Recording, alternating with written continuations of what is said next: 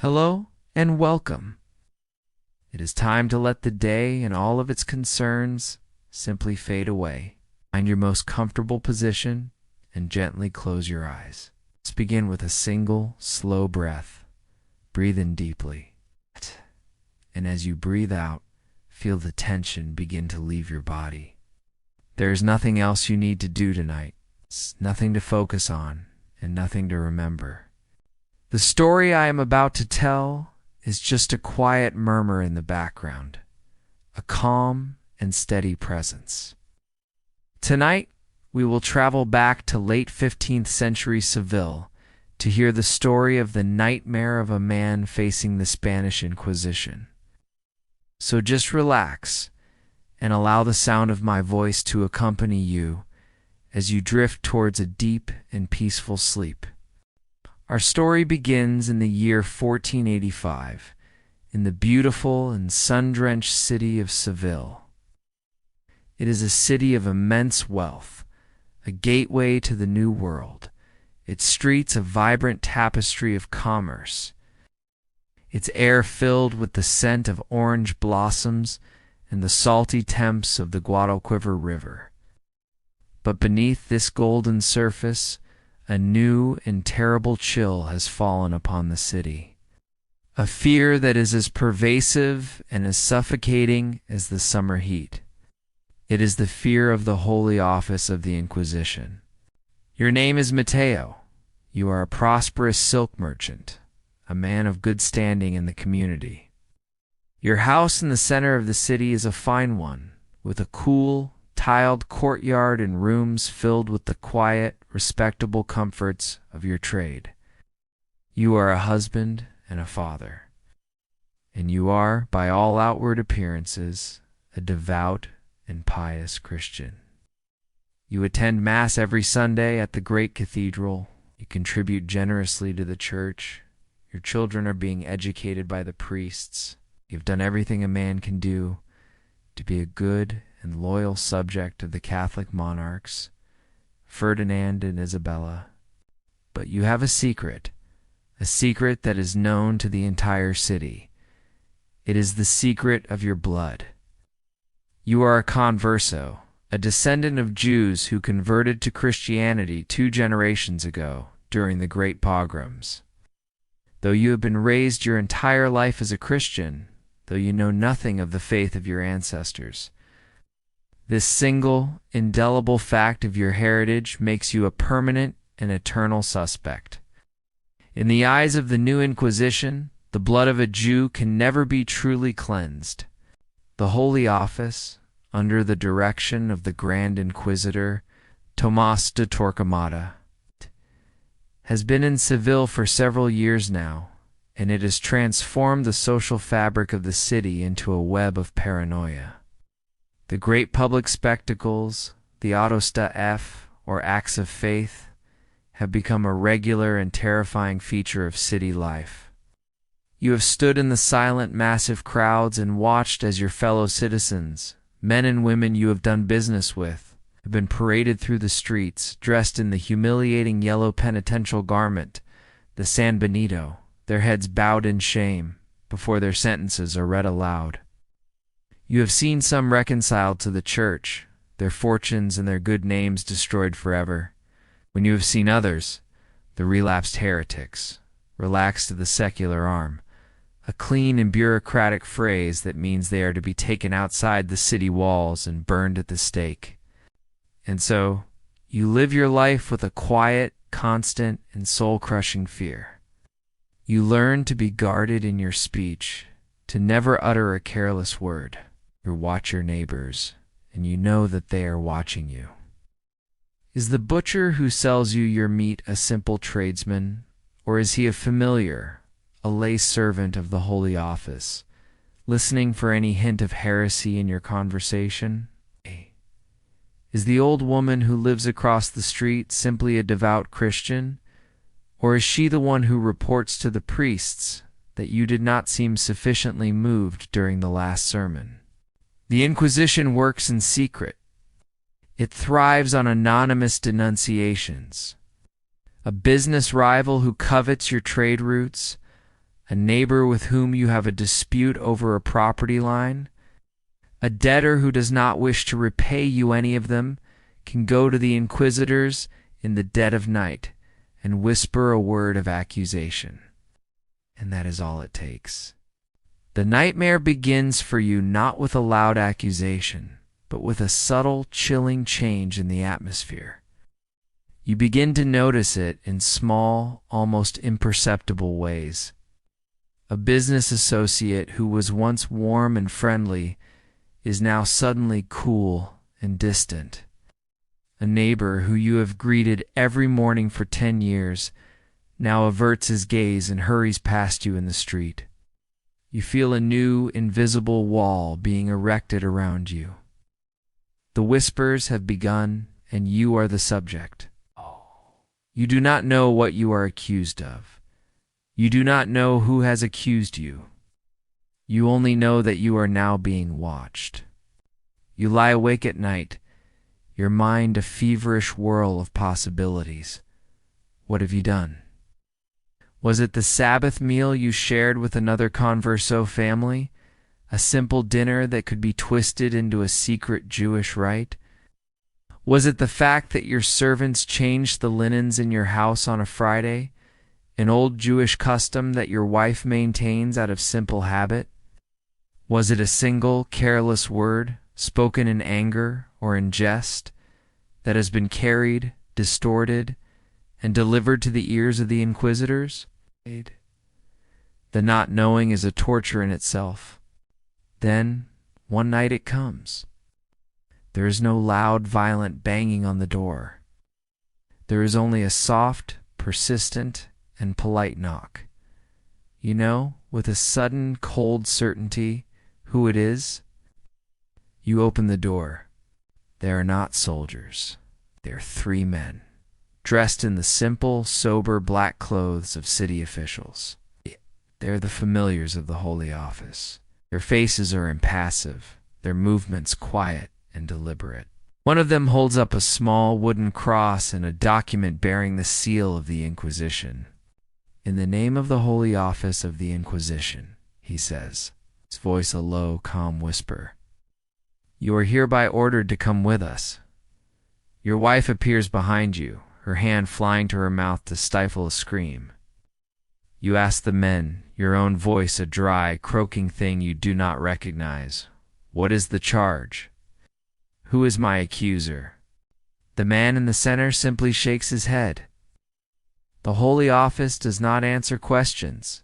He says, it asks them. Do not make a scene. There is no resisting. To resist the Inquisition is to confess your own guilt. You are allowed a single, fleeting moment to embrace your wife. You feel her body trembling. You whisper to her that it is a mistake, a terrible mistake that will soon be cleared up, a lie you both desperately need to believe. You are led out into the dark, silent street. There is no cart, no public procession. You simply walk, surrounded by the 3 silent, black-clad men. It is as if you are a ghost, being spirited away from your own life. No one is meant to see you go. You are simply to vanish. You are taken across the river to the grim, fortified castle of Triana, the headquarters of the Inquisition in Seville. The great iron-studded gates are opened, and you are led inside. The gates close behind you with a deep, final, and booming thud.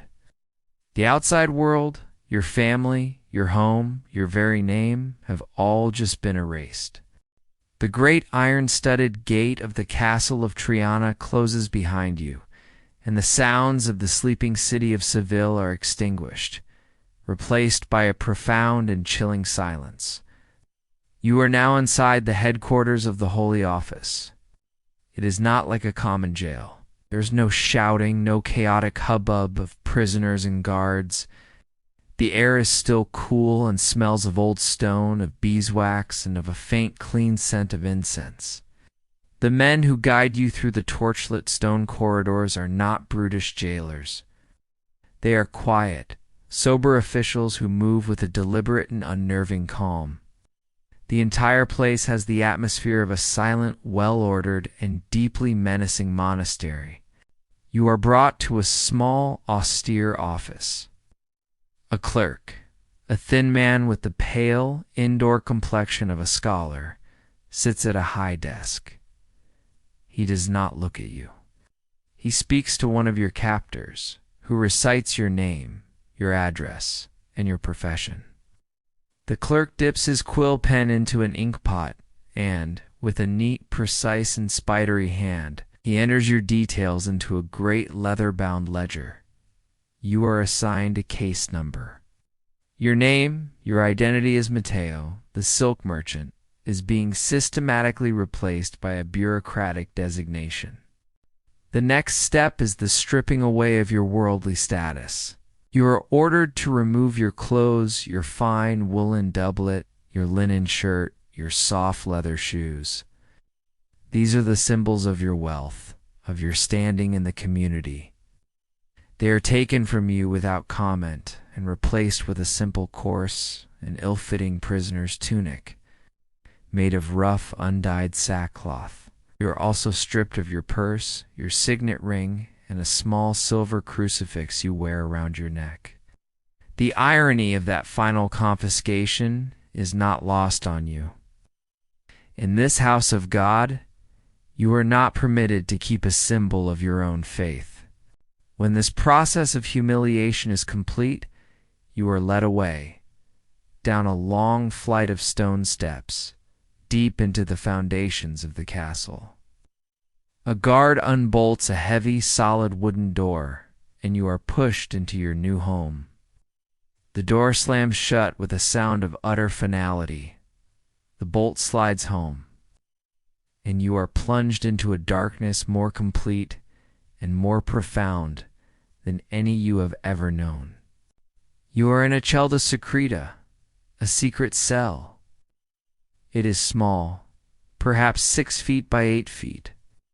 The walls, the floor, and the ceiling are made of cold, damp, solid stone. There is no window.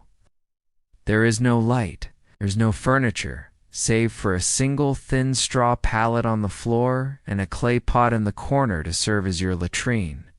You stand in the center of the cell for a long time, your arms outstretched, but you can feel nothing but the empty, black air. The silence is as absolute as the darkness. The thick stone walls of the cell and the earth that surrounds it seem to absorb all sound. You cannot hear the river, you cannot hear the city, you cannot even hear the movements of other prisoners or guards. The only sound in the entire universe is the sound of your own ragged breathing and the frantic, terrified, and impossibly loud beating of your own heart. This is the first and most powerful tool of the Inquisition. It is not the rack or the strapado. It is this, the absolute sensory-deprived isolation. The purpose of this cell is to turn your own mind into your own torturer. The first day is a blur of disbelief and panicked prayer. Pace the tiny cell, your bare feet on the cold stone, until your legs ache. Run your hands over every inch of the walls, searching for any crack, any hint of the outside world, but you find none. Twice a day, a small sliding panel in the door opens with a soft scraping sound. A piece of hard black bread and a clay jug of water are pushed inside by an unseen hand. Then the panel slides shut. There is no word, no human contact. Silence and the darkness immediately return. By the third day, your sense of time begins to dissolve. Without the sun, without the sound of the church bells, the concepts of day and night become meaningless. You do not know if you have been here for 2 days or for 5. You eat when the bread appears. You sleep when exhaustion overwhelms you. Your life becomes a simple, shapeless cycle of waiting in the dark. And in that darkness, your mind begins to work. I have not been told what you are accused of. I have not been told who has accused you. And so, you begin the agonizing work of interrogating yourself. You replay every conversation you have had for the past 10 years. You dissect every business deal, every friendship, every family gathering. Was it your cousin who you argued with over your grandfather's inheritance? Was it your business rival who you outbid for a shipment of silk from Genoa? Was it the old priest who you once questioned politely about a point of theology? You think of the old customs your grandmother, a devout convert, still practiced, the way she would light no fire on a Saturday. At the time, it seemed a harmless eccentricity. Now in this darkness, it seems like a damning piece of evidence for the crime of Judaizing. Your entire life becomes a collection of potential crimes. Your memories, once a source of comfort, are now a landscape of terror. And you are a desperate detective, searching for the clue that has led you to this tomb. The silence of the Inquisitors is a brilliant and cruel strategy. It forces you to construct the case against yourself. After an eternity that may have been a week, or it may have been 2, you are lying on your straw pallet, drifting in a state of weary, apathetic confusion. Suddenly, you hear a sound that makes your entire body jolt. It is the sound of the great iron bolt on your cell door being drawn back. The door groans open, and the light from a single hooded lantern spills into your cell, a painful, blinding shock to your unaccustomed eyes. 2 figures stand in the doorway. They are not guards. They are dressed in the black robes of Dominican friars, their faces hidden in the deep shadows of their cowls. They are the Inquisitors. One of them speaks, his voice calm, educated, and utterly devoid of emotion. "My son," he says, "we have given you time to reflect and to pray. We are here now to hear your confession." You blink in the sudden painful light of the lantern, your eyes struggling to focus on the 2 dark, cowled figures who have entered your world. They move with a quiet, unhurried grace, their presence filling the small stone cell with a new kind of terror, an intellectual and spiritual menace that is far more unsettling than the brute force of a common jailer. One of the Inquisitors, the one who spoke, sits on a small 3-legged stool that a guard has brought for him. The other remains standing, a silent, intimidating shadow. A third man, a scribe, enters and sets up a small, portable desk, arranging his inkpot, his quill, and a stack of clean white paper. The cold, damp prison cell has been transformed into a formal chamber of justice. The first Inquisitor leans forward. The lantern light illuminating the lower half of his face, revealing a thin, ascetic mouth and a pale, scholarly complexion. His voice is calm, patient, and devoid of any anger or malice. It is the voice of a physician, of a teacher, and that is what makes it so terrifying. "My son," he begins again, his voice a soft, reasonable murmur, "you must understand that we are not your enemies. The Holy Office is an instrument of God's mercy. We are here to save your soul. We have been made aware, through the testimony of the faithful, that you have fallen into grave error, that you have strayed from the path of the true and Catholic faith. Your immortal soul is in peril." You try to speak, to protest, but he holds up a single pale hand to silence you. "We do not know the specifics of your sins," he continues, a statement that is a profound and brilliant lie. "Only you and God know the full extent of your heresy. We are not here to accuse you. We are here to guide you. Our purpose is to help you search your own conscience, to find the moments where you have allowed the devil to whisper in your ear, and to bring these sins into the light so that you may be reconciled with the church and with God. He falls silent, and the great oppressive quiet of the cell returns. But it is a different kind of silence now. It is an expectant, heavy silence. The scribe has dipped his pen in the ink and is waiting, his eyes fixed on the blank page. They are waiting for you to speak. They are waiting for you to confess. But to confess to what? You are trapped in a perfect, diabolical snare. You cannot defend yourself because you have not been told the charge, cannot confess because you do not know what crime you are supposed to have committed. Fathers, you say, your voice a dry, cracking whisper. I do not understand. I am a good Christian. I have honored the church my entire life. I have no sins of heresy to confess. The inquisitor sighs, a soft, disappointed sound.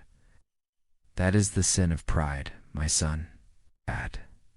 The devil is a master of deception, and his greatest trick is to convince the sinner that he is a saint.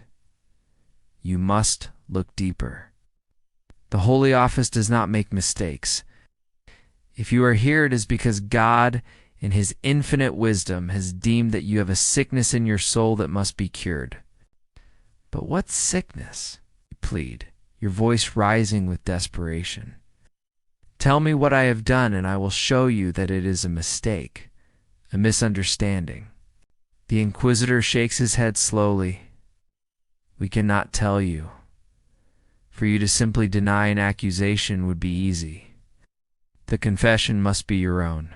It must come freely and willingly from the depths of your own penitent heart. That is the only way for it to be true in the eyes of God. Search your memory. Think. We are patient men. We will wait. And so the interrogation continues for hours. It is a slow, circular, and maddening dance. They ask you about your parents, your grandparents. They ask you about your business partners, your friends, your neighbors. They ask you what you eat on a Friday, what books you read, what prayers you say at night. The questions are gentle, probing, and utterly without accusation, but every one is a potential trap, a thread that they are hoping you will pull, a thread that will allow you to unravel your own life. You try to answer honestly, but you find yourself censoring your own memories. Did you once eat meat on a Friday because you were traveling and there was nothing else? To admit it would be to confess a sin. Did you once read a book of philosophy that was not approved by the church? To admit it would be to confess an intellectual heresy. Your entire life, a life you thought was pious and unremarkable, becomes a minefield of potential guilt. Finally, after an eternity, the first inquisitor rises. That is enough for today, he says, his voice still holding that same terrible, patient calm. We can see that your heart is still hardened. Your memory is still closed to the truth. We will leave you now to pray and to reflect. He pauses at the door. We will return tomorrow, he says, and the day after that, and the day after that. We have all the time in the world. We will sit with you in this darkness for as long as it takes for you to find the courage to save your own soul. Think on your sins, my son. Think very carefully. The inquisitors and the scribe leave. The heavy door groans shut, and the great iron bolt slides home, plunging you once more into absolute, impenetrable darkness. But the silence you return to is not the empty, disorienting silence of before. It is now filled with the echoes of their questions, with the ghosts of their calm, reasonable voices. You are no longer just a prisoner in a cell. You are a puzzle that must be solved, a defendant in a trial with no charges, a sinner whose only hope of salvation is to invent a sin great enough to satisfy his judges. The secret arrest is over. The slow, patient, and inescapable nightmare of the interrogation has just begun. The heavy wooden door of your cell slams shut, and the absolute darkness and silence rush back in to reclaim you. But your world has been fundamentally changed. It is no longer an empty void.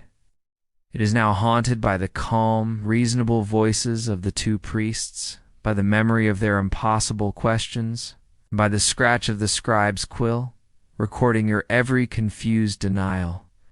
The next day, as they promised, they return. And the day after that, a new soul-crushing routine begins to establish itself. 3 times a week, you are subjected to an audience with the inquisitors. The process is always the same. They enter with their scribe, they light their single lantern, and they begin their slow, patient, and circular questioning. They never raise their voices. They never show anger or impatience. They simply repeat their gentle, implacable request. Search your conscience, my son. Relieve your soul. Confess your heresies. Your denials become a weary, broken litany. I am a good Christian. I have no heresies to confess.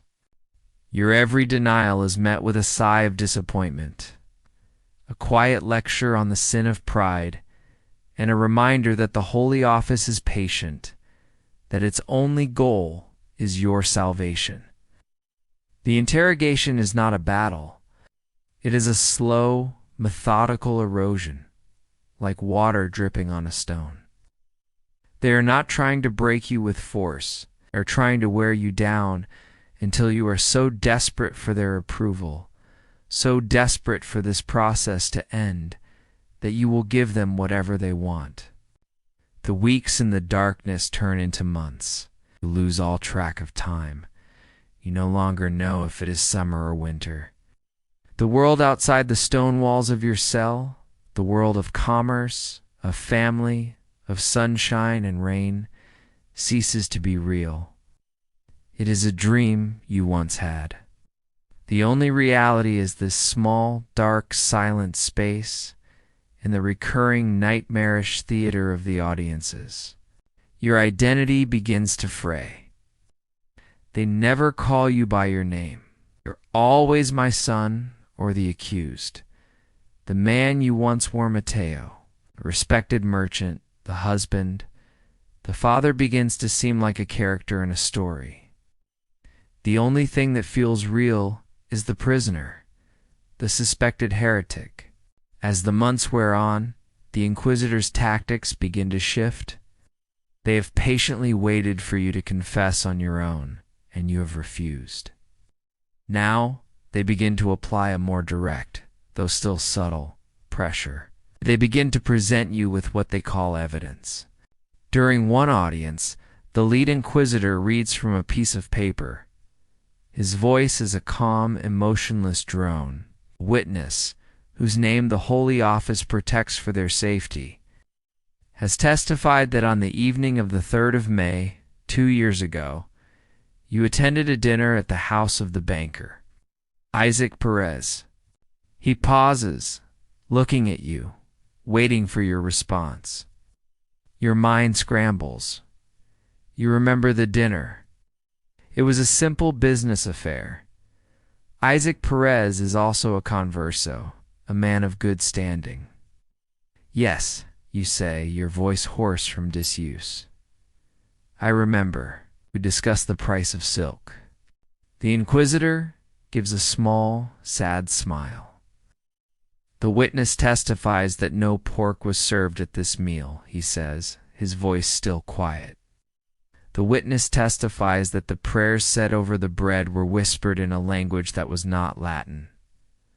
The witness testifies, that the women of the house lit fresh candles as the sun was setting, though it was not a holy day.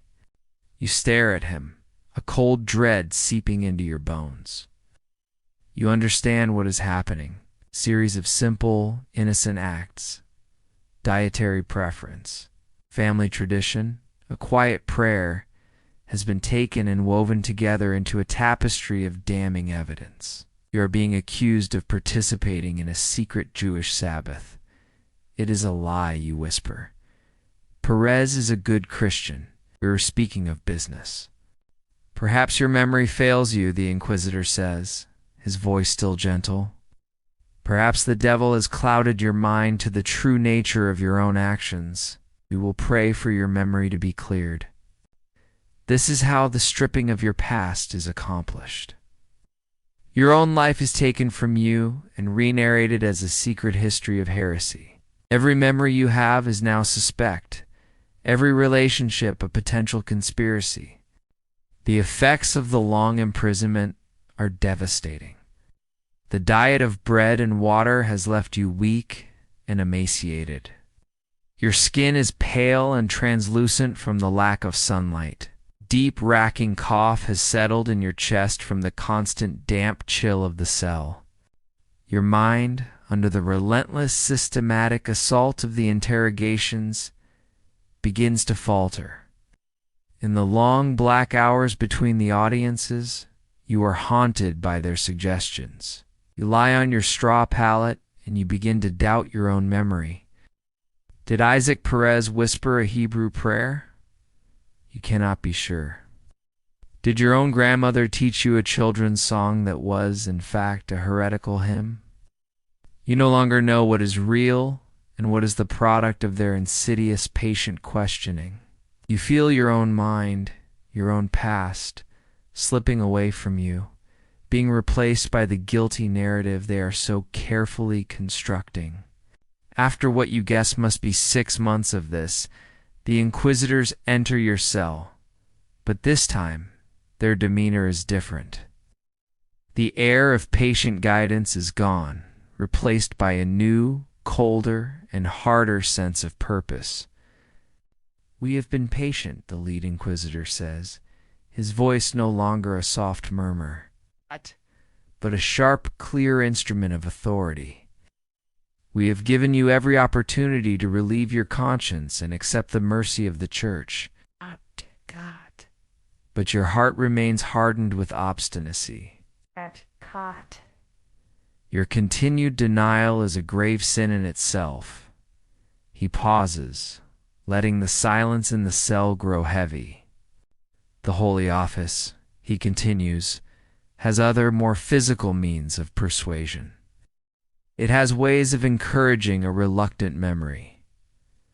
We have been merciful, but our mercy has its limits. It is the first time the word has been spoken, but it has been the unspoken threat in this room from the very beginning. Torture. The question. The stripping of your mind and your spirit is now complete. They are now telling you that the stripping of your body is about to begin. The Inquisitor's final, chilling words hang in the darkness of your cell long after he is gone. The vague psychological torment has now been given a sharp and terrifying new edge. The threat of physical violence, once an unspoken possibility, is now an explicit promise. Your quiet internal war of memory and doubt is about to become a very real physical struggle. For the next few weeks, the audiences change. The Inquisitors seem to have abandoned, for the moment, their attempts to coax a voluntary confession from you. They now adopt the tone of prosecutors, presenting a formal case against your soul. You are sometimes taken from your cell for these sessions, a brief and terrifying journey. You are led, your hands bound before you, through the silent, torchlit corridors of the castle to a formal interrogation chamber. It is a larger room than your cell, but no less terrifying. The stone walls are bare, save for a large, dark and unforgiving crucifix. The inquisitors sit behind a heavy oak table, their faces impassive, the scribe beside them, his pen scratching away, recording every word, every hesitation, every tremor in your voice. It is in this room that they finally read to you the formal list of accusations that have been gathered against you. A scribe reads the document in a flat, monotonous drone. The list is a bizarre and horrifying collection of half-truths, misinterpretations, and outright lies, all woven together to create an undeniable pattern of heresy. You are accused of refusing to eat pork at a dinner party 2 years ago. You are accused of washing your hands before praying. You are accused of owning a book of accounts in which some notes were made in Hebrew script, a common practice for converso merchants. You are accused of having said in a moment of frustration at the market that you preferred the prices under the old king. Each accusation is presented as the testimony of a devout and anonymous witness. You are finally given the chance to defend yourself. But you quickly realize that the rules of this court are an inversion of all known forms of justice. You ask to face your accusers. The inquisitor smiles a thin, pitying smile. The identity of the witnesses must be protected, he says calmly. To reveal their names would be to expose them to the vengeance of your fellow heretics. You offer to provide a list of your own witnesses. Dozens of good old Christians, priests, nobles, and fellow merchants who can attest to your piety and your good character. The inquisitor nods. Give us the names, he says. You do so. A desperate flicker of hope in your heart. You learn, weeks later, that this was the most terrible trap of all. Your witnesses are not questioned. Instead, their names are simply added to a new list, a list of associates of a suspected heretic, and investigations are opened into their own lives. In your attempt to save yourself, you have inadvertently endangered everyone you know. You try to refute the charges one by one. You explain that you did not eat the pork because you have a weak stomach. You explain that the Hebrew script was merely a shorthand your father taught you for keeping your ledger. You explain that your comment at the market was one of simple frustration, not treason. Your logical explanations are met with the same patient and infuriating pity. These are the excuses of a cunning mind, my son, the inquisitor says. The devil is the master of lies, and he gives his servants a clever tongue. We are not interested in the excuses of the flesh. We are interested in the state of your soul. The interrogation is a battle you cannot win. Your every defense is twisted into further proof of your guilt. Your knowledge of Scripture, which you use to argue your own piety, is seen as evidence that you have studied the holy texts in order to profane them.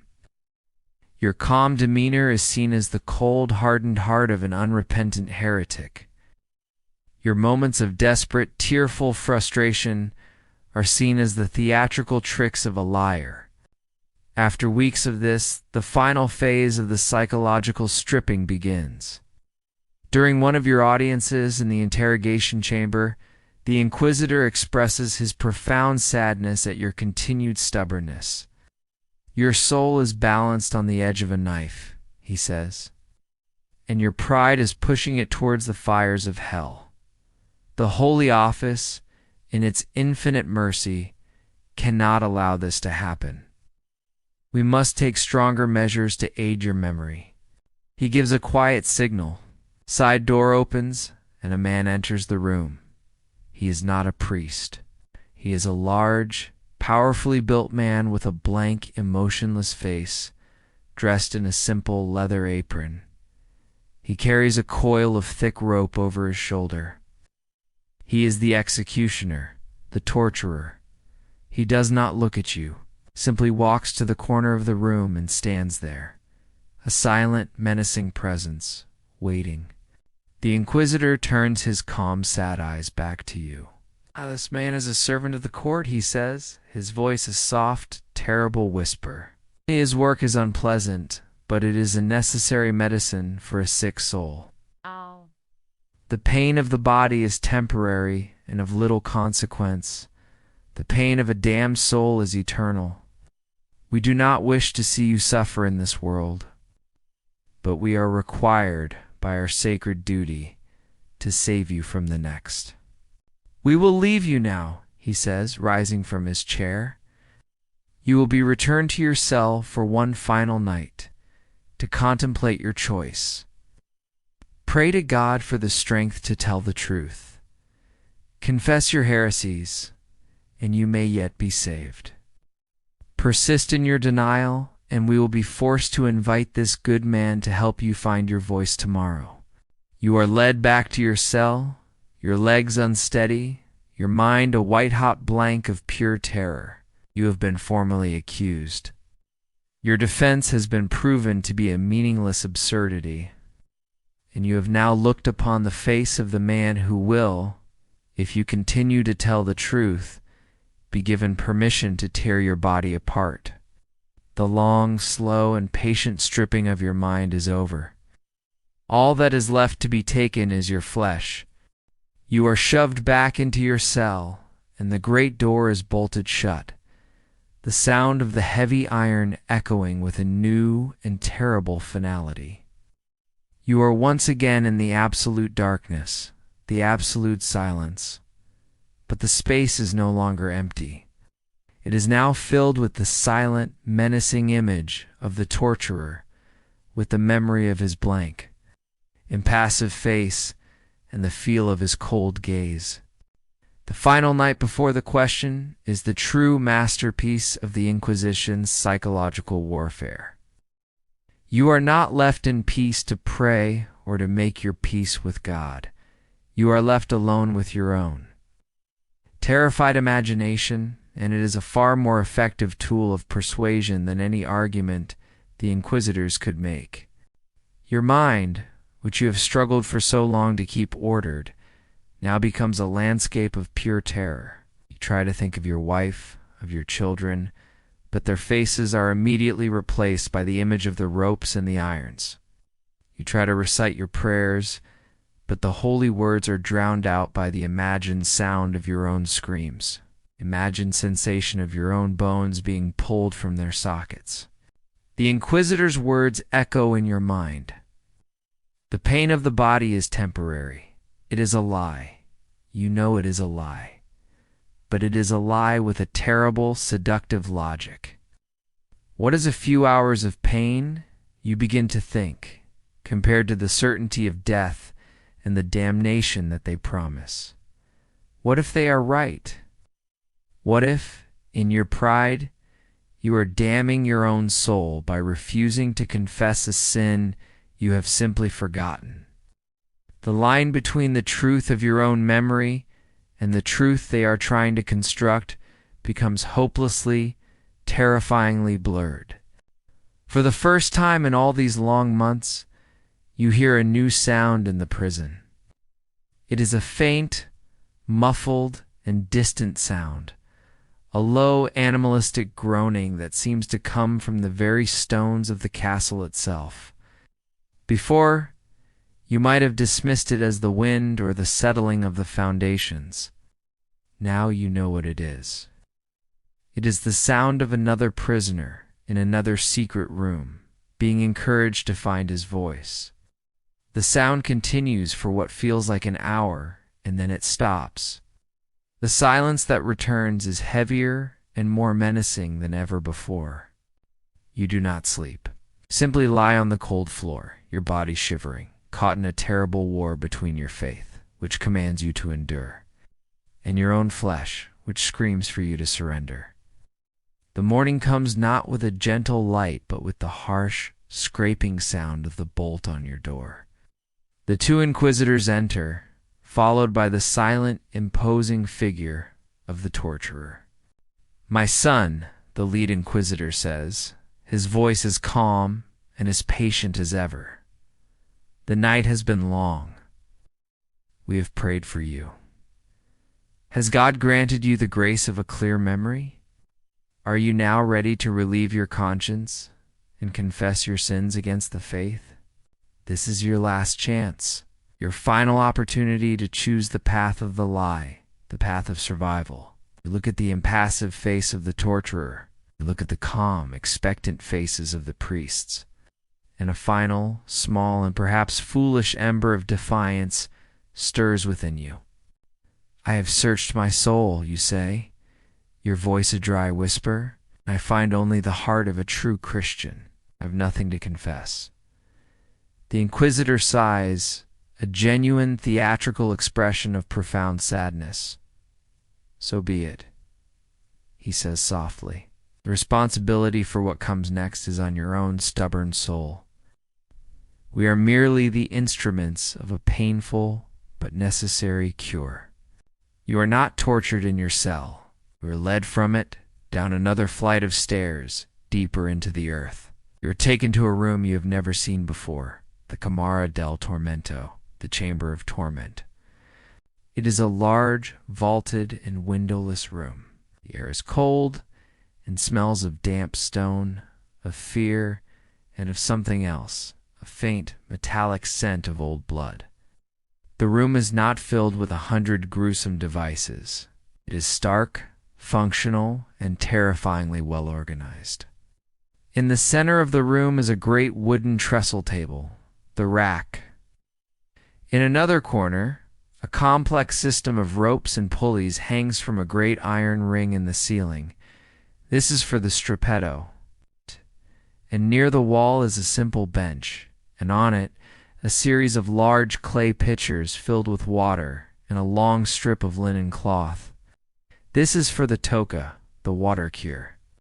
A scribe is already present, seated at a small desk in the corner, his pen and paper ready. A physician is also there, a quiet, scholarly man whose job it is to advise the inquisitors on how much pain your body can endure before your heart gives out. This is not an act of rage. It is a cold, calculated, and bureaucratic procedure.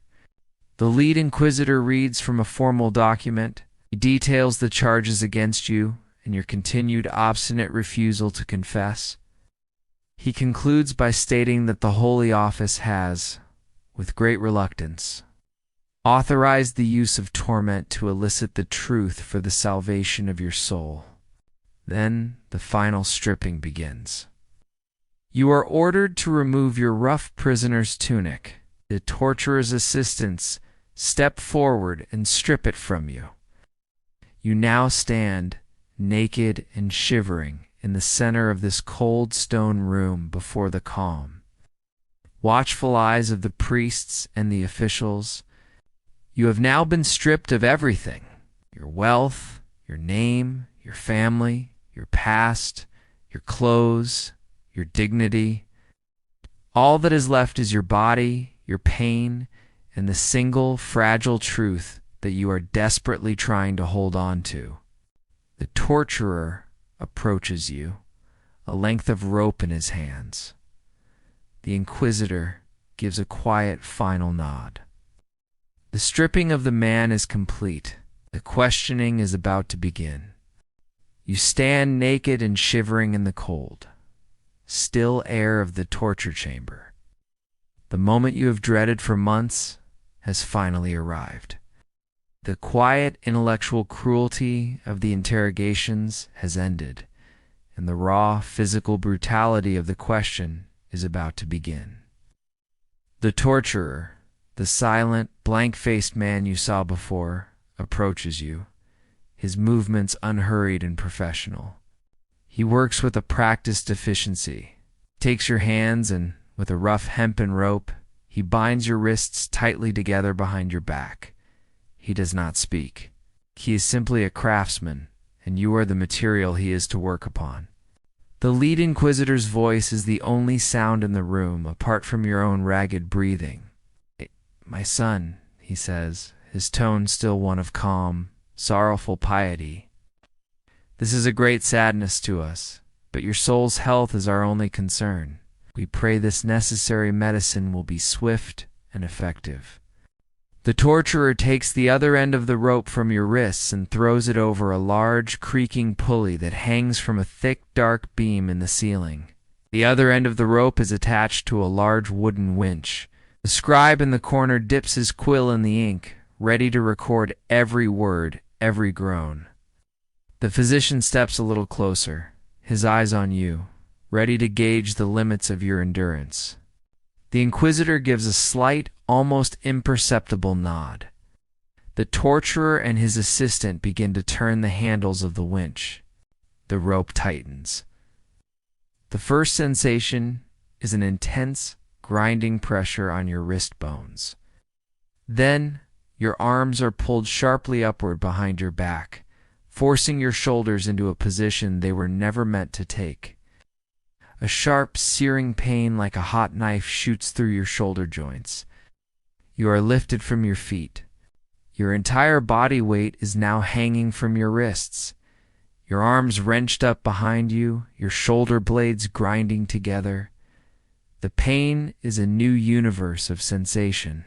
It is not a clean, sharp pain. It is a deep, tearing, and overwhelming agony. A fire that consumes your entire upper body. You cannot breathe properly.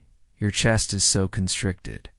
You hang there, a few feet from the ground, your body a twisted, helpless vessel of pure pain. And the inquisitor, his voice never changing its calm, pedagogical tone, continues the interrogation.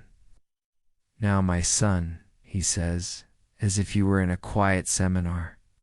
"Perhaps your mind is clearer. Let us speak again of the dinner at Isaac Perez's house. Tell us the names of the others who were there. Tell us of the heretical rites you performed." Your mind is a white-hot blank of agony. You cannot think. You cannot form a coherent sentence. You can only hang in the darkness behind your own eyes, adrift in a sea of pain. You try to speak, to deny it again, but all that comes out is a low, guttural groan. Record that the accused groans but does not answer. The inquisitor says calmly to the scribe, "The Holy Office is merciful." The voice continues, a detached, disembodied sound in your world of pain. "We do not wish to prolong your suffering. A single word from you, a simple confession, and it will all stop. Is your pride truly worth this? Is the secret of your heresy worth the ruin of your own body? The minutes stretch into an eternity. The fire in your shoulders becomes a great roaring inferno. You feel a deep, sickening pop as your right shoulder is pulled from its socket, a dislocation that sends a fresh, blinding wave of nausea and pain through you. The physician steps forward and checks your pulse. He says something in a low voice to the inquisitor. "Lower him," the inquisitor commands. The winch creaks in reverse, and you are lowered back to the floor, your body collapsing into a boneless, shaking heap. You are not a man anymore. You are a piece of broken meat. The torturer, with a rough, practiced motion, places his foot on your back and pulls your arms, forcing your dislocated shoulder back into its socket with another sickening crunch. You lie on the cold stone floor, gasping for air, your body drenched in a cold sweat. The first session is over. The inquisitor kneels beside you. You have been given a small taste of the pain your sins have earned you, he says softly. But there is more. So much more. We can continue this for hours. We can add weights to your feet. You can do this every day for a week. Or you can end this now. You can confess. You can relieve your soul and your body. The choice is yours. He looks into your eyes, and in their calm, dark depths, you see no cruelty, no malice. But you see only an absolute, unshakable certainty. He truly believes he is saving you. And it is this belief, this calm, rational, and pious conviction that is the most terrifying thing of all. You are half carried, half dragged back to the familiar absolute darkness of your secret cell. The heavy door booms shut, and you are left alone once more, but you are not the same man who left this room an hour ago. The man who left was a person, a being with a will, a mind, and a steadfast commitment to the truth. The creature that is returned is a ruin, a vessel of pure, radiating pain. You collapse onto the thin straw pallet, but there is no position of comfort to be found. A fire has been lit in your shoulders, a deep, throbbing, and inescapable agony that seems to radiate through every fiber of your being. Every breath is a shallow, painful gasp. You cannot move your arms. You are as helpless as a newborn, but you are filled not with innocence, but with a profound and intimate knowledge of physical suffering. Sleep is an impossible country to which you have lost your passport. The long black hours of the night are a new form of torture. The memory of the pain is now a weapon that the Inquisitors have planted inside your own mind, and it is a weapon that is constantly firing. You close your eyes, and you are no longer in your cell. You are back in the chamber of torment, hanging from the rope, the sound of your own joints tearing, the calm, patient voice of the priest asking his impossible questions. You are haunted not by ghosts, but by the fresh, vivid, and undeniable reality of your own agony. And with this memory comes the new, seductive, and all-consuming voice in your head, the urge to confess. Your resolve, your faith in the truth which seemed so strong and so noble before, now feels like a foolish, childish pride. What is the truth in the face of such pain? What is integrity when measured against the promise of another session on the Strapetto? The Inquisitor's words, which once seemed like a twisted perversion of logic, now begin to take on a terrible, compelling sense of reason. The pain of the body is temporary, they had said, and in the depths of your suffering, you begin to believe them. The desire to make the pain stop, the need to ensure that you are never, ever lifted from your feet again becomes the single, overwhelming, and absolute ruler of your mind. It is no longer a question of truth or falsehood. It is a simple biological imperative, the desperate cry of your own flesh for survival. The next morning, the guards come for you. You are so weak and in such pain that they must lift you to your feet. You are brought back to the familiar, quiet interrogation chamber. The torturer is not present, but his absence is as loud as his presence was yesterday. He's waiting, just beyond the door. The lead inquisitor looks at you with the same sorrowful expression. The scribe is at his desk, a fresh sheet of paper before him, his quill pen newly sharpened. "My son," the inquisitor begins, "we have prayed for you through the night. We have asked God to grant you clarity and to soften your heart. Are you now ready to unburden your soul?" You look at his calm, pious face. You think of the searing fire in your shoulders. You think of the cold, inevitable efficiency of the torturer. And the last brittle remnants of your defiance finally, completely shatter. "Ah!" A single, dry sob escapes your lips. "Yes," you whisper, the word a strange and foreign sound. "I am ready." The inquisitor nods slowly, an expression of gentle, paternal satisfaction on his face. "God be praised," he says softly. "The healing can now begin. Tell us, my son. Tell us of your heresies." And so you begin to speak. You do not know where the words come from. They seem to emerge from some dark, desperate corner of your mind that is not your own. You begin to tell them what they want to hear. The dinner, you say, your voice a hoarse croak, at the house of Isaac Perez. It was. It was a Sabbath meal. The scribe's pen begins to scratch across the paper, and the prayers, where the Inquisitor prompts gently.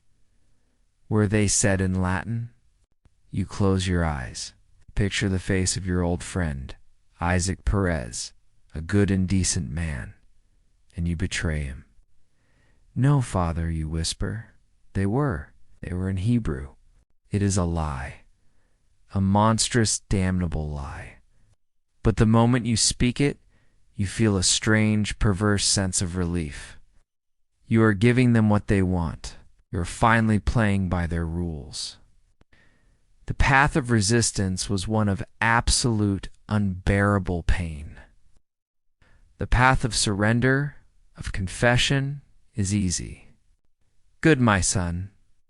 Good, the Inquisitor says, his voice like a soothing balm. Your memory is returning. Fine. The light is beginning to break through.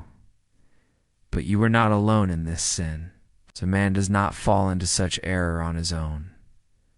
Who were your accomplices? Who were the other members of this secret Judaizing sect? The Holy Office knows you were not the leader. Give us their names. He is offering you a bargain, your own life, or what is left of it, in exchange for the lives of your friends, your family, your associates.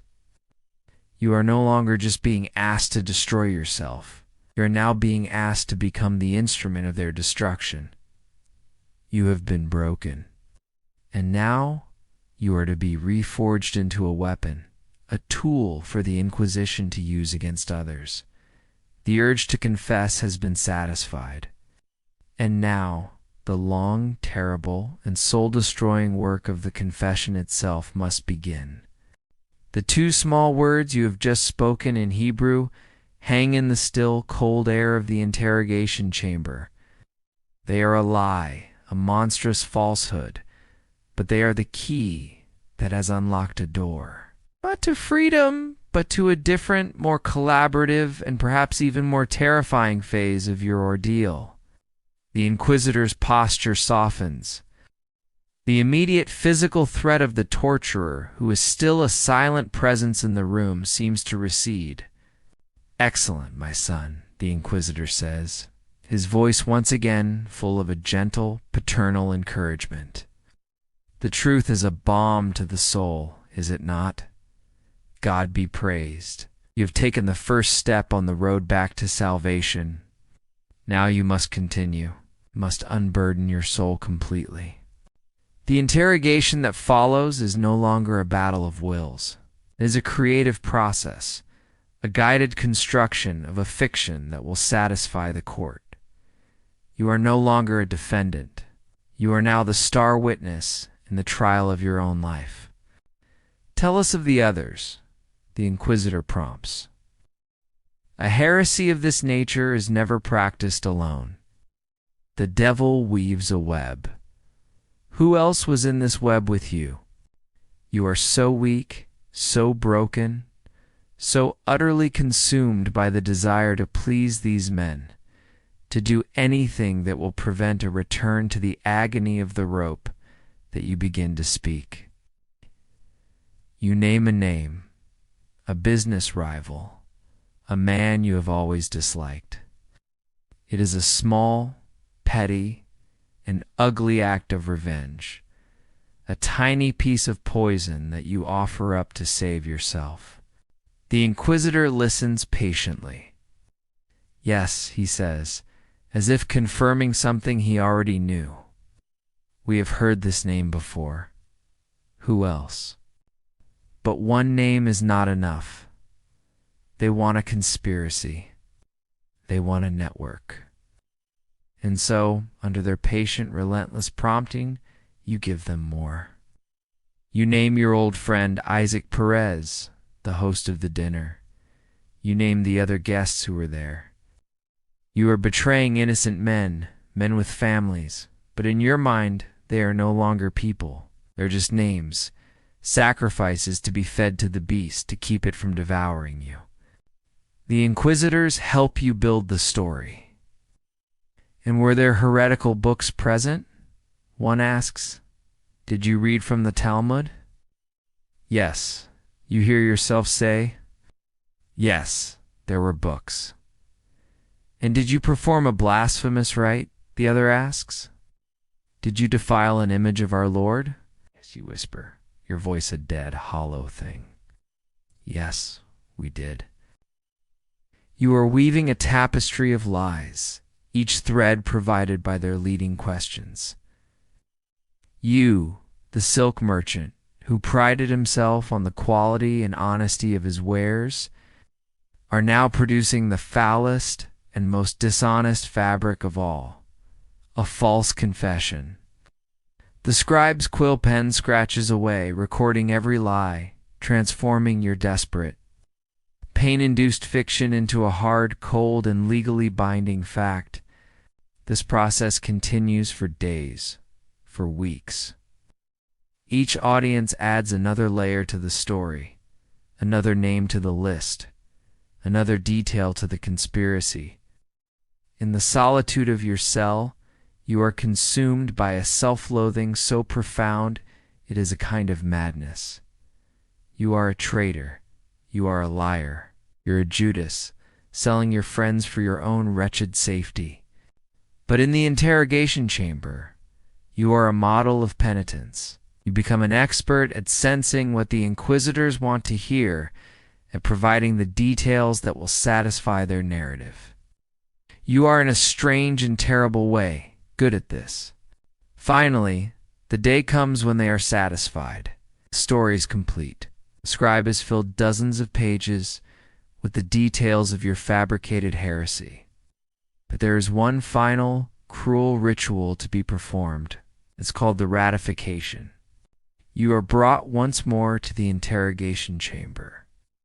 The full written confession is placed on the table before you. The lead inquisitor addresses you. My son, he says, we will now read to you the full account of your sins, which you have so freely and willingly confessed. You must listen carefully. At the end, you will be asked to swear on this holy cross that everything it contains is the truth, and you will sign it with your own hand. The scribe begins to read.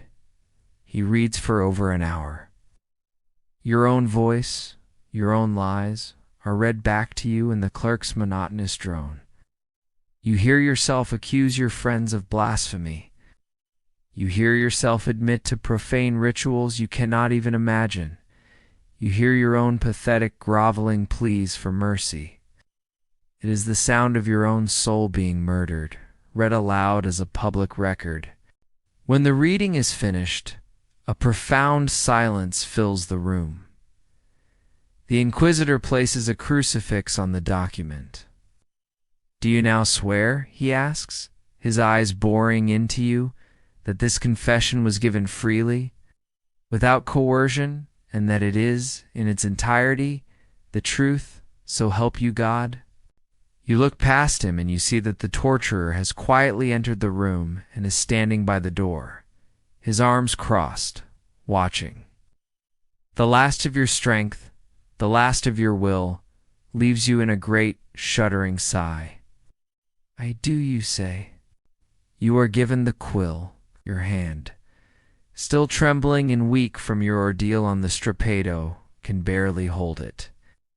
You dip it in the ink, and at the bottom of the last page, beneath the final, damning sentence, you sign your name. The question is over. The confession has been given, and it has been ratified. You have saved your body from any more immediate pain, but you have done so at the cost of your soul, and at the cost of the lives and souls of the men you have just condemned. You are no longer a victim of the Inquisition. You are now a part of its terrible, soul-destroying machine. With your signature drying on the last page of your confession, a profound and irreversible line has been crossed. The long and brutal war for your soul is over, and you have lost. The inquisitors look upon you now not as a stubborn heretic to be broken, but as a penitent sinner to be processed. Your ordeal has entered its final administrative phase. Your life in the secret prison changes. You are taken from the absolute, solitary darkness of your celda secreta and moved to a larger, communal cell, a place known as the penitence chamber. For the first time in what feels like a lifetime, you see the faces of other prisoners. But there is no comfort in this. The dozen or so men who share this new cell with you are all men like yourself. They are the ones who have confessed. You are a community of the broken, a fraternity of the damned.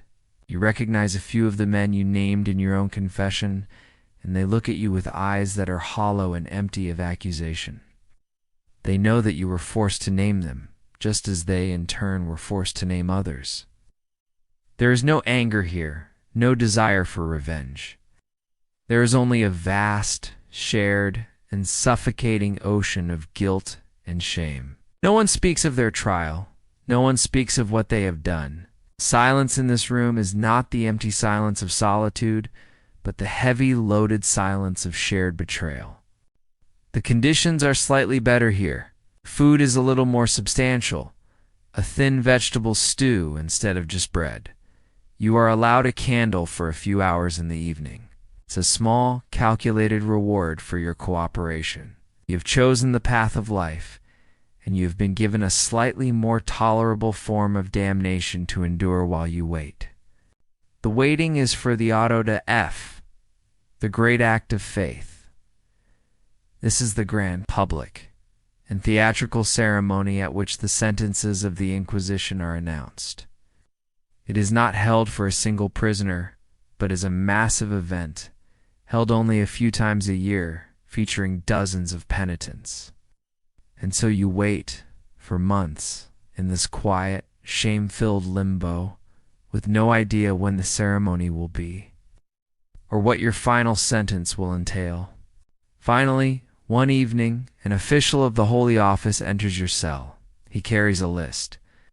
But this is not a list of questions. It is a list of names. He reads them aloud, and yours is among them. The great auto de F will be held in 3 days' time. You're to prepare yourself. The final preparations are a ritual of profound and calculated humiliation, a way of stripping you of your last vestiges of identity and marking you publicly as a sinner. On the eve of the procession, you are given the clothes you are to wear. The first garment is the San Benito. It is a long, coarse, poncho-like tunic made of a rough yellow sackcloth, the color of sulfur and betrayal.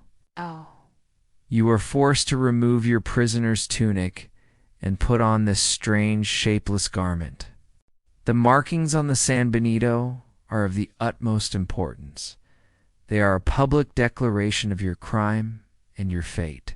Oh. You look down at your own. Oh.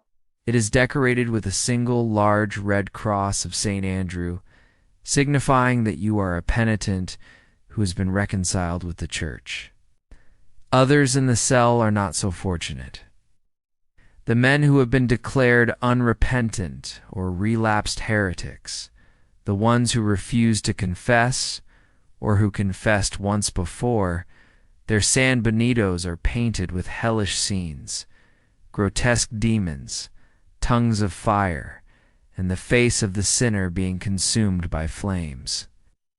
The flames pointing upward signify that they are to be burned at the stake. The flames pointing downwards, like yours, signify that you have, by the grace of your confession, escaped the fire. Next, you were given your hat, the carroza. It is a tall conical hat, a dunce's cap, also made of painted paper or cloth. It's designed to make you look ridiculous, to make you an object of public scorn. Finally, you are given a long, unlit yellow wax candle, which you are to carry in your bound hands during the procession. You spend the final night in your humiliating costume. It's in a large holding cell with all the other men and women who will march tomorrow.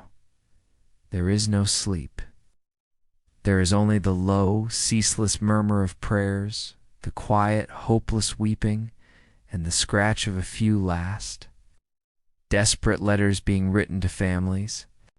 Through the high barred window, you can hear the sounds of the city preparing for the great spectacle. You can hear the hammering of workmen erecting the great wooden stage in the public square. You can hear the distant shouts of vendors, already preparing to sell food and drink to the great crowds that will gather to watch your shame. The secret, private, and internal part of your nightmare is over. You have been interrogated, you have been broken, and you have confessed. Now, you are no longer a secret prisoner of the Holy Office. You are about to become a public spectacle, a walking sermon, a piece of living theater designed to instruct the entire city on the terrible, inescapable power of the one true faith. Tomorrow, your sin, your shame, and your final judgment will be paraded for all the world to see. The day of the auto-DF begins in the cold, pre-dawn darkness of the castle. You're woken by the guards, not with the usual gruffness, but with a kind of solemn, ceremonial efficiency. There is no meal. Your only sustenance today will be spiritual.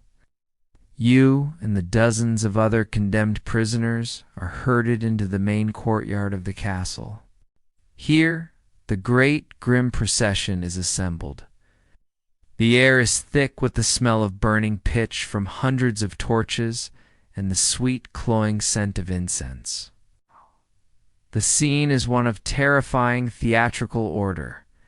At the head of the procession is a company of Dominican friars, holding high the green wooden cross of the Inquisition, its color symbolizing hope for the penitent. They are followed by the local parish priests, by the black-robed familiars of the Holy Office, and by the high-ranking officials of the city, their faces grave and self-important. Then come the prisoners. You are arranged in a specific hierarchical order, a living catalogue of sin. First come those accused of the least offensive crimes, their San Benitos marked with a simple cross. Then come those like you who have confessed to a grave heresy but have been reconciled to the Church. Your garments painted with the downward-pointing flames of a hell you have narrowly escaped. And at the very end of the line, in the place of ultimate dishonor, come the unrepentant heretics, the men and women who have refused to confess. Their San Benitos are a horrifying canvas of upward-leaping flames and grotesque, cavorting demons. They are the living dead, and they are walking to their doom. Your hands are bound before you, and you are given your cold, yellow, unlit wax candle to hold. The great gates of the castle are thrown open, and to the sound of a single, solemn, tolling church bell, the great procession begins its slow, inexorable march into the city. The streets of Seville are packed with a silent, massive crowd. The entire city is turned out to witness this act of faith. It is a holy day, a holiday of terror. The people line the streets, their faces a mixture of pious fervor, morbid curiosity, and superstitious fear. They do not jeer or shout, not at first. The procession is a sacred thing, and a respectful, awed silence hangs over the crowd as the green cross and the chanting friars pass by. But as you're part of the procession, the parade of the penitents reaches them. The mood changes. The silence is broken by a low, angry murmur. You hear the word Haraj, heretic, whispered like a curse. A woman spits on the ground as you pass. A child held up on his father's shoulders points at your strange conical hat and laughs. You keep your eyes fixed on the dusty cobblestoned ground in front of you. To look up, to meet the gaze of the thousands of people who were once your neighbors, your customers, your friends, is a form of torture more profound than any the inquisitors could have devised in their secret chambers. The march is slow, and it is long. It winds its way through the entire city, a great theatrical tour of your own shame. The sun rises, and the day grows hot. The rough sackcloth of your San Benito is coarse and abrasive against your skin. The wax from your candle, softened by the heat, drips onto your bound hands. Your bare feet are cut and bruised by the rough stones of the street. It is an ordeal of slow, public, and spiritual exhaustion. Finally, you arrive at your destination, a great open plaza before the city's cathedral. A massive tiered wooden stage has been erected, draped in black cloth. This is the platform for the final judgment. You and the other prisoners are herded up the steps and made to sit on low, rough benches facing the great crowd, on public display for all to see. On the higher tiers of the stage sit the inquisitors, the city's civic leaders, and the bishop. All in their finest robes, a tableau of the unified and unshakable power of church and state. The ceremony begins. A choir sings a somber hymn, and then a high-ranking Dominican friar begins to preach the sermon, or speaks for over an hour, his voice a fiery, passionate roar that echoes across the silent plaza. He speaks of the purity of the faith, of the insidious, creeping poison of heresy, of the holy and necessary work of the Inquisition in rooting out the devil from their midst. He points at you, at the other prisoners, calling you vipers, wolves in sheep's clothing, traitors to God and to the kingdom. When the sermon is finally over, the true purpose of the day begins. A scribe, a clerk of the Holy Office, stands, unrolls a great scroll, and begins to read the sentences. The process is long, methodical, and mercilessly detailed. One by one, he reads the name of each prisoner. He then reads a full, detailed summary of their crimes, as extracted from their confessions. You are forced to sit there in the hot sun and listen to the lies you were forced to tell now, being read aloud as a public and eternal truth. You hear your friends' names, the ones you betrayed, spoken and condemned. You listen as the stories you fabricated in the depths of your terror are presented as the established history of your own damnation. The scribe's voice is a relentless, monotonous drone. He has been reading for hours. The sun is high in the sky. He's getting closer to your name on the list. You sit on the hard wooden bench, a ridiculous painted figure in a play you never wished to be a part of. And you wait for your turn to be publicly, formally, and irrevocably destroyed. After what feels like an entire lifetime spent sitting on the hard wooden bench under the unforgiving Spanish sun, the scribe finally calls your name, Mateo, formerly a merchant of silk. You feel 1,000 pairs of eyes upon you, a heavy physical weight of public scrutiny. The scribe begins to read from your confession, his voice a flat, emotionless drone. He reads the story you were forced to create, the tale of the secret Sabbath meal, of the whispered Hebrew prayers, of the blasphemous books you were accused of reading. He reads the names of your friends and associates, the good Christian men you were forced to implicate, their names now publicly and forever stained by your testimony. You sit there, a hollow man in a ridiculous painted tunic, and you listen to the public assassination of your own character, the formal destruction of your good name. The Mateo that the city of Seville once knew is being methodically and officially erased, placed by this new, monstrous fiction of a secret heretic. When the reading of your crimes is complete, the scribe pauses and then reads your final judgment. The accused Mateo, he intones, having freely confessed his grave sins and heresies, having shown a penitent heart, and having thrown himself upon the infinite mercy of God in the holy office, is hereby reconciled with the one true Catholic faith. A low murmur goes through the crowd.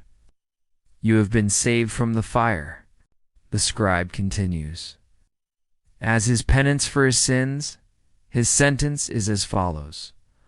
All of his property and worldly goods are hereby forfeit to the holy office. He is sentenced to a life of perpetual imprisonment in the penitential prison of the Church, and he and his children and his children's children are declared infamous, and are forbidden from holding public office, from carrying arms, or from wearing silks or fine jewelry, so that the memory of this heresy may be a lesson for all generations. The sentence is a strange and terrible thing. It is a gift of life wrapped in the certainty of a living death. You will not burn, but you will never again see your home, your family, or the light of freedom. Your life is over, and a shadow has been cast over the lives of your children forever. Finally, the scribe reaches the end of his list, the names of the unrepentant. The inquisitor stands, and with a solemn gesture he formally relaxes them to the secular arm. It is the final chilling act of the ceremony. The Church, which does not kill, has washed its hands of them. The city guards stepped forward and led the handful of doomed figures, their faces a mixture of terror and defiant pride, from the stage. You know they are being taken on their final short walk to the Quemadero, the burning place, just outside the city walls. The great auto.f is now over. The crowd begins to disperse, their appetite for piety and terror sated for another season.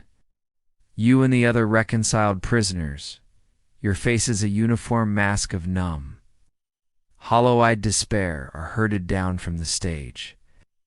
You are marched once more through the streets of the city, back towards a life behind walls. You are taken to a new prison.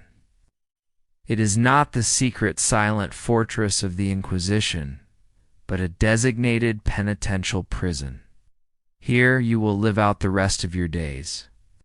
Your life becomes a monotonous, unchanging, and meaningless routine of prayer, of hard labor in the prison workshop, and of quiet, gnawing regret. You wear your San Benito at all times, a constant physical reminder of your shame. Years pass. You hear scraps of news from the outside world. Your wife and children, now destitute, have left Seville. Your home, with its cool tiled courtyard, now belongs to an official of the court. The friends you named in your confession were arrested. Some, like you, confessed and are now ghosts in other prisons. Others held to their truth and were burned. You grow old within the gray stone walls. The fire of your ordeal has long since burned out, leaving behind only the cold gray ash of your life. You are a man who has lost everything, his wealth, his family, his name, his honor, and in the dark, silent chambers of the Inquisition, his very soul. You sit in the prison yard, a stooped, gray figure in a faded yellow tunic. You can hear the distant, joyful ringing of the cathedral bells, the same bells you listened to as a free and prosperous man. The sound is no longer a promise of salvation. It is just a sound that marks the slow, empty, and meaningless passage of time. Your nightmare did not end in a sudden, fiery death. It has simply faded into a long, quiet, and unending twilight of despair. Our journey into the nightmare of the Spanish Inquisition is now at an end. We have heard the secret knock at the door, felt the profound silence of the torture chamber, and witnessed the public theater of a soul's destruction. It was a world where certainty was a weapon, where mercy was a tool of coercion. and where the truth was a far more dangerous possession than any imaginable heresy. That world of secret ledgers, of yellow penitential robes, and of the solemn, tolling bell of the auto de F has now faded away, leaving only the quiet of the present moment. The prisoner's long and soul-crushing ordeal is over. And now, so is yours. There is nothing left to do but to rest. To let go of the day and to drift into the deep and peaceful sleep that you deserve. Rest now. Sleep well.